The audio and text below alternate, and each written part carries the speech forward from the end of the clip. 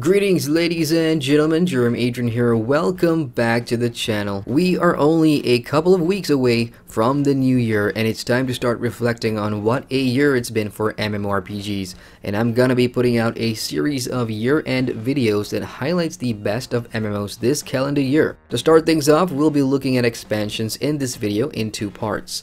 I'll be listing all the major expansion releases this year in the first part, and you'll have a say on which ones have given you the most fun and bang for your buck this year. In the second part, I'll share my short list of my favorite expansions that I have played and reviewed in 2017. So, let's begin. Here are all the major expansion releases in 2017. Try to keep up. Black Desert Online released the Margoria expansion. The new expansion unlocked the open seas for players, introducing ships and Guild vs. Guild naval content. The Lord of the Rings Online released the Mordor expansion. It's the first expansion since Standing Stone Games took over, and the first one since Helm's Deep in 2013. The expansion also added the new High Elf race, 5 new Mordor maps, a new main storybook, and concluded the events of the One Ring. Aeon released the Omens of Ice expansion. It introduced a bunch of PvE content, including Minions, a new pet battle system. ArcAge released the Aranor Eternal expansion. There's new post-level cap progression, in addition to 2 new open-world battlegrounds. Blade and Soul released the Wings of Raven expansion. There's 2 24-man dungeons, new generation legendary weapons, and clan battleground rankings. EVE Online released the Lifeblood expansion. There's moon mining and refineries and quality of life improvements overall. Dungeons and Dragons Online released the Mists of Ravenloft expansion. There's the new Aasimar race that players can play, in addition to new PvE content as usual. EverQuest released the Ring of Scale expansion. This is the 24th expansion for EQ, which is incredible. Let me say that again, the 24th expansion. There's a new level cap at 110, new story continuation, and 9 new raids among other things. EverQuest 2 released the Plains of Prophecy expansion. There's new dungeons, a new level cap, and more PvE content as usual. The Elder Scrolls Online released the Morrowind DLC/expansion. There's a new Warden class, a new play area in Vardenfell with new stories, and new PvP battleground arenas.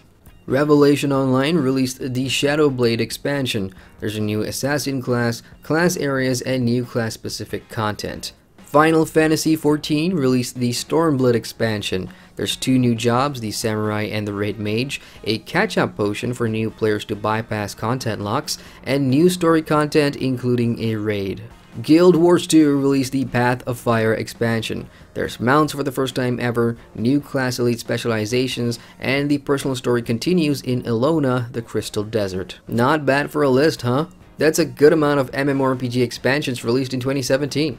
That's 13 overall, and I hope I didn't miss any. If I did, do let me know in the comments. Now, based on that list, if you have played through one or a few of these MMO expansions, feel free to share your thoughts in the comment section below about which ones get your vote for the best or favorite expansion of 2017. And now the list gets shorter. It's time for me to pick my favorite MMORPG expansion of 2017 that I have personally played and reviewed. And unfortunately, it's a very short list. It's a count on one hand list, and hopefully that increases next year. So before we begin, let's get to the honorable mentions. Let's start with the Mordor expansion for Lotro. I think it was a no-brainer for me to jump in and check this out. Lord of the Rings Online is my first MMORPG, and I have 7 years and counting in that MMO, so naturally I was super excited when Daybreak and Standing Stone Games announced that Mordor was going to be released this year, because it's the first expansion in the Standing Stone Games era, and I was really curious to see, how it would be different from a Turbine era expansion. And secondly, it's been 4 years since the last Lotro expansion. Helm's Deep released in 2013, and there's a lot of time that passed. The Gondor sequence of quest packs that, just pushed the epic story forward came out in that period, but I don't really consider them as an expansion. So Mordor was a proper, old school expansion with the whole pre-orders and stuff that just naturally made me feel the hype. And I'm not going to be talking too much about Lotro and Mordor because I have a series of videos of me playing through Mordor where all my thoughts are just condensed and I've said everything that I needed to say. And I was going to create a review for Mordor, but I don't think that's going to be happening at this point. So let's just get into like the pros, cons, just really briefly here. Mordor, even though I love Lotro and I'm happy to see the conclusion of like the epic story regarding the One Ring, it's not my favorite, or it's not gonna make the best MMO expansion on this video this year for a couple of reasons. The good news is the quality of questing is, in my opinion, pretty good. I mean, some of these Mordor stories that I played through in the maps was pretty. I really enjoyed it. There's a lot of things that the books didn't really explore in terms of the races of dwarves and humans and whatever inside of Mordor that we don't really see their side of the story from, and Mordor does explore that in the map content, the side quests and everything, and I thought that was really great. When it came to wrapping up the main epic story, the One Ring quest chain that we've been doing and following for the last 10 years, it was a bit of a mixed bag for me. At the beginning I was really upset that, oh my god, it ended so fast, there wasn't really any closure. But as soon as you go through the expansion, there's a new allegiance system that they introduced where you'll still have quests that further explores what the consequences or what the payoff story involving the One Ring is going to be, and I found that pretty rewarding. It's just that you have to advance your level further to the level cap in order to see and do these new allegiance missions. Elsewhere, in terms of new mechanics added to the Mordor expansion, there's the Light of Elendil system, which honestly feels like Radiance 2.0. And at the very beginning it was tolerable because, I don't know about you guys, but my main is a captain, so he's heavy armor. And while the difficulty increased like tremendously, the difficulty spike like going from Gondor to Mordor was absolutely huge, but it was bearable because of the amount of ash that you can get and everything, and how gear works, and you can dismember a piece of gear, and that's not the right word. There's this mechanic where you can just get rid of gear for ash and whatever you can trade in. So that really helped along the way, but now post expansion I think some of the decisions that they're making in terms of making it harder to grind for ash or whatever, that's for a different story. I think I've already made my feelings clear in a previous video. But overall, the PvE content that was released in Mordor for me was pretty satisfactory. Does it justify the pretty hefty price tag this time around? I mean, it is among the Mordor expansion, and all the 3 packages are among some of the most expensive expansions in the Lord of the Rings Online era, I believe. So that's my thoughts on the Mordor expansion. And for those of you that do play Lotro and have played through Mordor, if you want to share your thoughts about the expansion and if it is indeed the best expansion for you, comment section below. Go, go, go. Now on to the next honorable mention expansion. This is one I have not played, but man, the amount of people that have told me about this expansion is incredible, and people have been bugging me about this a lot. And it's Final Fantasy XIV's Stormblood expansion. So here's some context. I jumped into Final Fantasy XIV: A Realm Reborn, the vanilla game, this year to review it. I made a 10 reasons to play new player review for A Realm Reborn.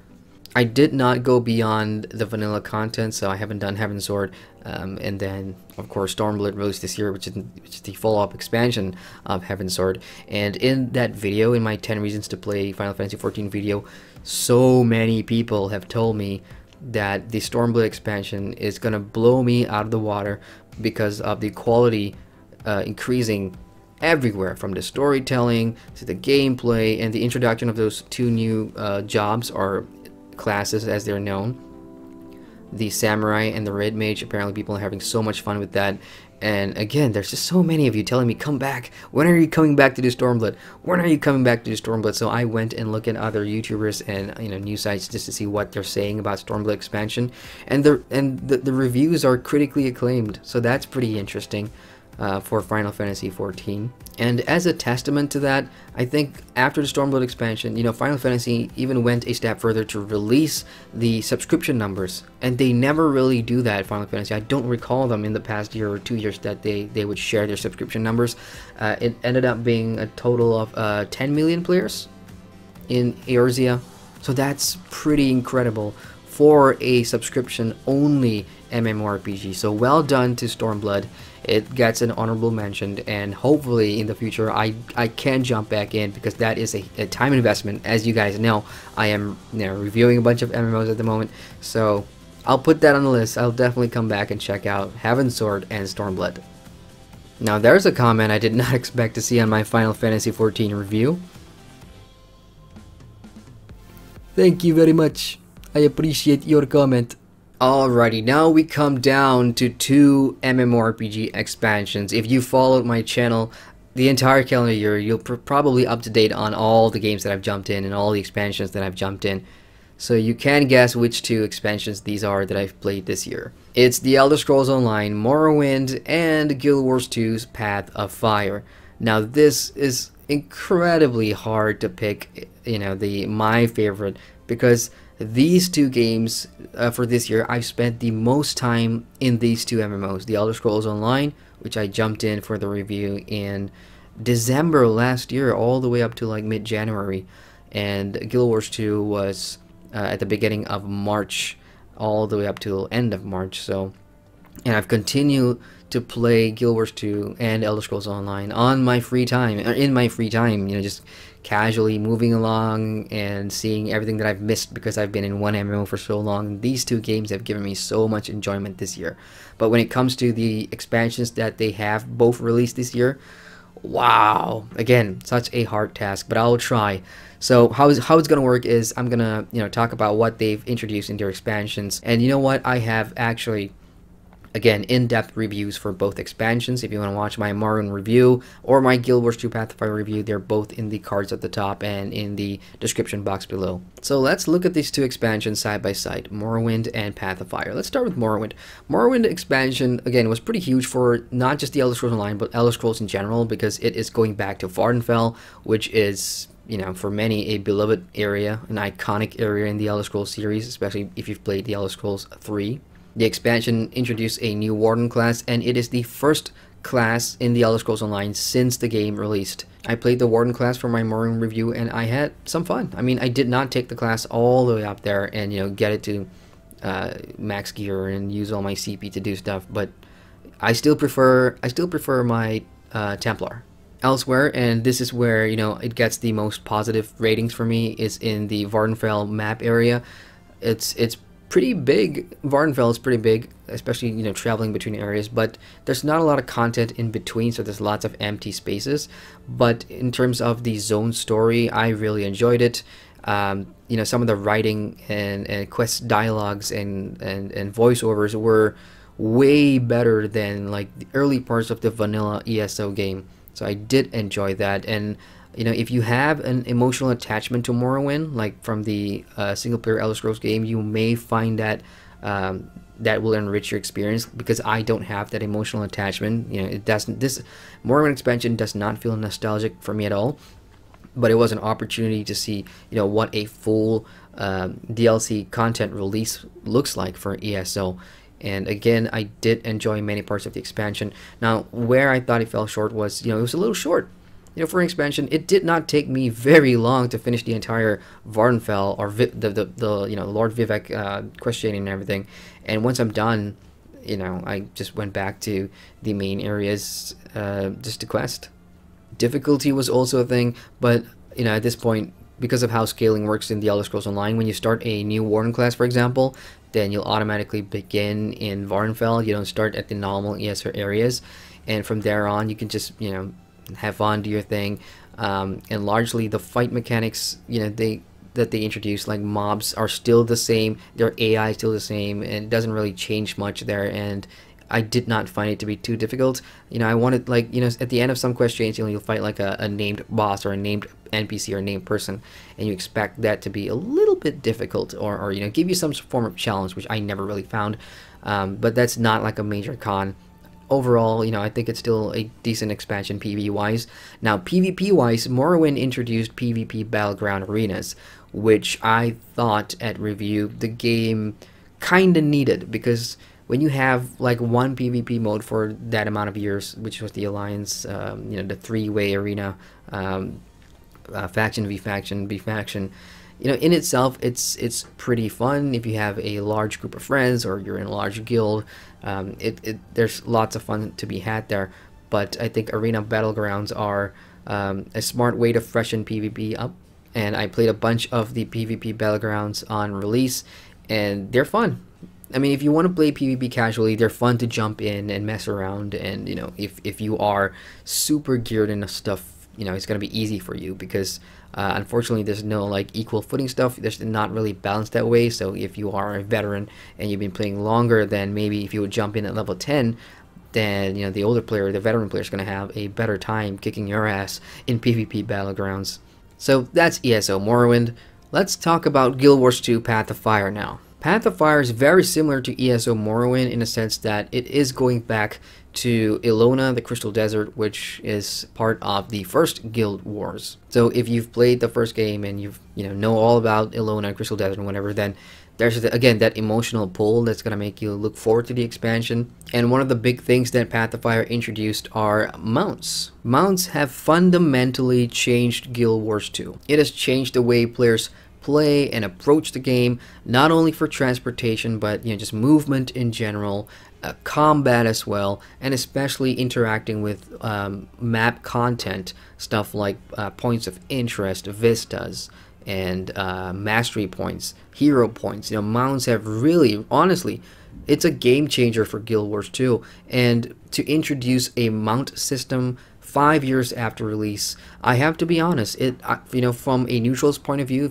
if I have nothing to do with Guild Wars 2 and I heard about this from the outside, I would say that's a pretty ballsy move, because how can you make mounts, how can you introduce mounts into an established MMO that really shakes things up without just making it boring? They have to think of something out of the box and not just copy another MMO. And to their credit, it's a huge pro for Guild Wars 2, and not just the expansion, but the game as a whole, because while mounts requires the Path of Fire expansion to get, because they have their own mastery points, mastery trees and everything, mounts work just as well in the vanilla content. And in fact, it's almost like a catch-up mechanic, because there's so much more that you can accomplish now in the core area with mounts. So again, I will say it, mounts are a game changer, and they feel fluid, they're exciting, there's variations of stuff, and they're super useful, and that's important. Mounts don't just feel like I'm just gonna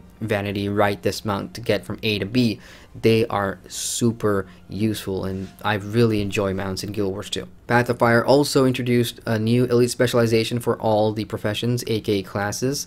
And while I can't speak for all of the classes, because I don't have all of them, or I don't play all of them, Guardian's my main, I did enjoy playing the Firebrand elite specialization. As I said in my review, again, I appreciate that there is new ways that I can play my class. It may not be the only thing that I use, because I still go back to the Dragon Hunter elite specialization most of the time anyway, because that's my favorite playstyle.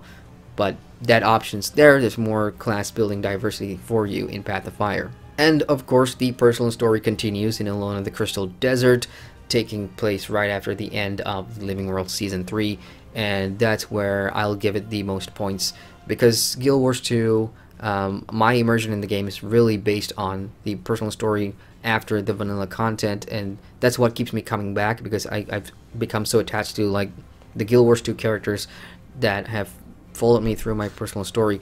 And the writing, I can really see it increasing from Season 3 and then coming into Path of Fire, and I thought the pacing was great. There's more than enough chapters. I don't think you can finish, if you sat through and played the whole thing, you can't finish in like a day, unless of course you've done it multiple times already.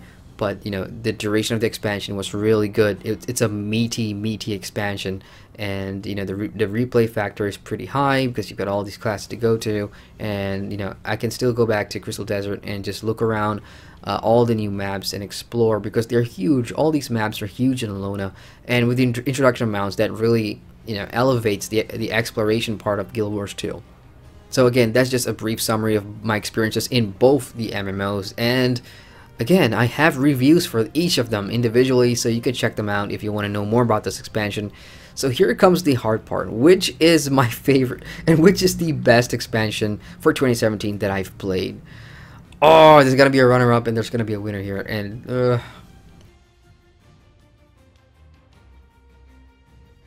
alright, I'm done. Let's do this. There's gonna be a runner-up. At second place, it's gonna be The Elder Scrolls Online Morrowind. I did enjoy my Morrowind experience. I mean, everything about it, just the quality of that DLC just blew my mind away when I thought that the vanilla game couldn't already impress me enough after, you know, watching stuff like Angry Joe's review all those years ago and me jumping in for the first time this year and playing through it.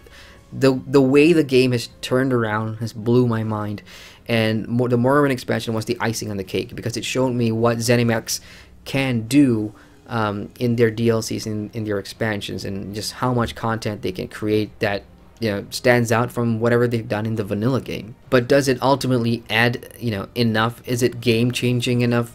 You know, while the Warden class is still, it's a great addition to the game. You know, fundamentally it's still the same. There's nothing to shout about, I suppose, because I thought, you know, if the Warden was good enough, then I would probably play that a lot more. But in fact, and if I'm being really honest, it kind of feels like a cheap knockoff of the Templar, just with the pet.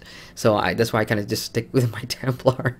But overall, superb expansion, and it gets second place. So that leaves first place, and my best and favorite expansion I've played this year in 2017, Guild Wars 2 Path of Fire. I mean, just watch my 5 reasons to play Path of Fire, y'all. I think I detailed it there pretty in depth. But I'll say again, you know, my experience in Guild Wars 2 in 2017, this calendar year, has been excellent. You know, it just takes me from height to height to height, and every time I think I've seen everything, Guild Wars 2, you know, it just breaks the bar.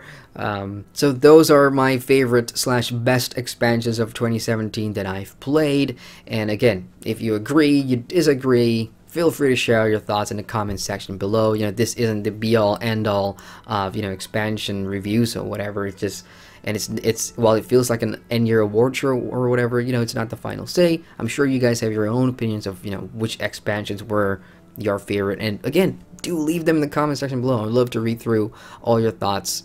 So on that note, look, 2018 is going to be a pretty big year for MMORPGs and expansions as well, because, you know, think of all the games that are currently in development and in early access, and some of the games that we know of that's going to get, you know, very big meaty content like expansions.